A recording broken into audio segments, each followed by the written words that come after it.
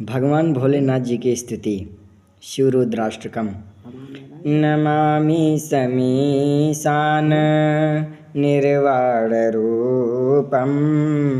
नमामि समीशान निर्वाणरूपं। विभुं व्यापकं ब्रह्म वेदस्वरूपं। नमामि समीशान निर्वाणरूपं। विभुं व्यापकं ब्रह्म वेदस्वरूपं। निराकारमोङ्कार मूलं तुरीयं। गिराज्ञानगोतीतमीशं गिरीशं।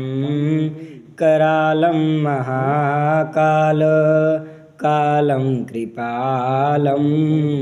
गुणागारसंसारपारं नतोऽहं। गुणागारसंसारपारं नतोऽहं। जय जय शिव शंभो।